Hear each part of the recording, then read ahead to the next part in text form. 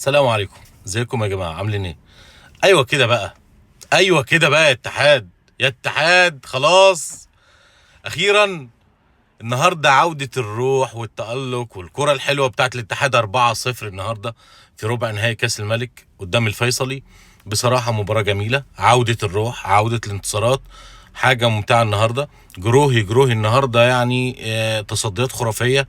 حجازي بيهدف، كانتي بيهدف، فيصل الغامدي مستواه بيتحسن، حتى روما النهارده مستواه احسن.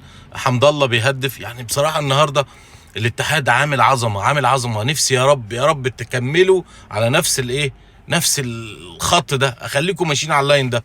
انا نفسي بجد اشوف الاتحاد بيلعب كرة حلوه، بيكسب بطوله السنه دي. نفسي اشوفه بيكسب بطوله السنه دي.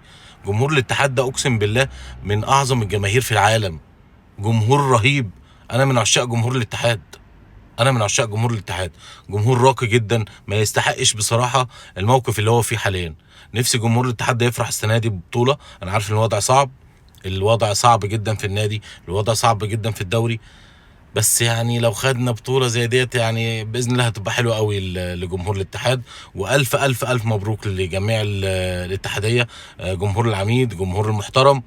وان شاء الله رب العالمين تكملوا في البطوله دي. وانا مع اني انا نصراوي بس اتمنى ان الاتحاد ياخد بطوله السنه دي.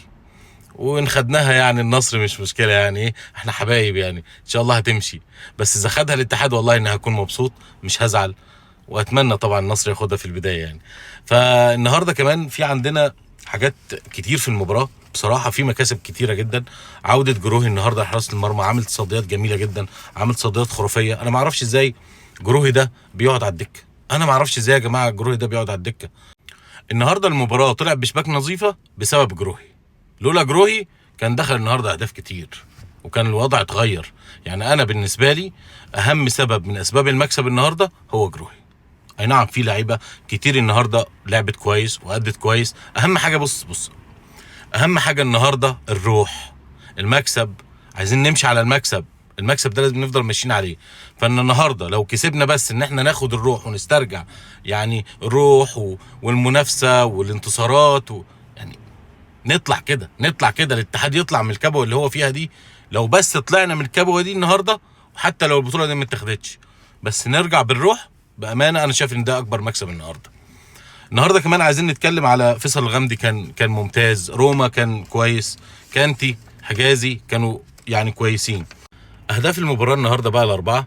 اولهم كده عبد الرزاق حمد الله هو اللي افتتح الاهداف في اخر دقيقه في الشوط الاول، ضربه جزاء. وانا اعتقد ان ضربه الجزاء ديت لما سجلها حمد الله، اي نعم سجلها برود اعصاب يعني فظيع. حمد الله معودنا على برود الاعصاب ده، بس سجلها كويس. ضربه الجزاء دي قبل نهايه المباراه فرقت معنويا مع لعيبه الاتحاد بصراحه. وده اللي خلى الاتحاد في الشوط الثاني متفوق اكتر من الشوط الاول. الشوط الاول كان فيه هجمات رايحه وجايه ما بين الفيصلي وما بين الاتحاد، وكان الفيصلي خطير.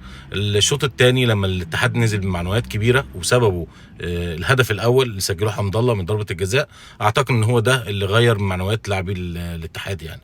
عشان كده الاتحاد سجل 3 اهداف في الشوط الثاني. في الدقيقه 54 كانتي عمل ترقيصه حلوه كده من بتوع الدوري الانجليزي وكوره كده عالميه ما شاء الله. يعني كان جون حلو بصراحه، برافو. حجازي رجع وتالق. هو اصلا حجازي متخصص في الاهداف، في الفيصلي متخصص يهدف في الفيصلي. يعني السنه اللي فاتت برضه مهدف في الفيصلي، السنه دي مهدف مرتين اهو في الكاس. واصلا الاتحاد عقدة الفيصلي في جميع الكؤوس. الاتحاد اقول لكم حاجه كده سريعه. الاتحاد في جميع الكؤوس من يوم ما لعبوا مع الفيصلي، كل المباريات اللي لعبوها ادوار اقصائيه في اي كاس من الكؤوس اللي في المملكه هنا، عمر الفيصلي ما كسب الاتحاد. الاتحاد هو اللي بيكسب كل مباريات الفيصلي، فهو عامل له عقده. هو الفيصلي مش عارف يفك العقده دي لحد دلوقتي. عفوا. فحجازي حط الهدف الثالث في الدقيقه 68 والهدف الرابع في الدقيقه 80، وبكده انتهت المباراه 4-0. كده الاربع فرق اللي تاهلوا الاتحاد، الهلال، النصر والخليج. عايز اقول لكم حاجه، ان التتويجات اللي توج بها الفرق ديت، الاهلي هو اكتر فريق توج بكاس الملك، هو عباره عن 13 مره. ويليه الهلال 10 مرات، الاتحاد 9 مرات، والنصر 6 مرات. اتمنى من كل قلبي ان النصر يكسب البطوله دي، والبطوله عدد البطولات تزيد عنده بدل 6 يبقى 7. لكن لو الاتحاد اخدها السنه دي بكل امانه من كل قلبي يعني انا هكون مبسوط مش هزعل، ويعادل الرقم مع الهلال، ويفنش الموسم السنه دي على الاقل يعني ببطوله، بحيث ان انتوا تدخلوا على السنه الجديده يكون في دافع للعيبه وللاداره وللجماهير، وفي حماس كده، وان احنا نبدا يعوضوا الموسم المأساوي بتاع السنه دي. واللعيبه يعني نفسي اشوف الاتحاد كامل بلاعبيه، عمره ما كان كامل بلاعبيه من اول موسم. ففي اصابات، وفي مشاكل في الاداره، وفي عدم ثقه بين اللعيبه والجمهور ومش عارف ايه. اتمنى ان البطوله ديت يا رب ان شاء الله رب العالمين يوم 6 مارس هتتم القرعه، وهيبان مين هيلعب مع مين. عندنا 4 فرق المتاهله: الهلال، النصر، الاتحاد، الخليج، وهنشوف مين اللي هيكسب البطوله ديت. وان شاء الله بالتوفيق لكل الفرق الاربعه، وعلى راسي جماهير كل الفرق، حتى الخليج على راسي، الهلال على راسي، الاتحاد طبعا، والنصر جمهوري ونادي الغالي. وان شاء الله التوفيق للجميع. نشوفكم على خير ان شاء الله في مباريات تانية، وسلام.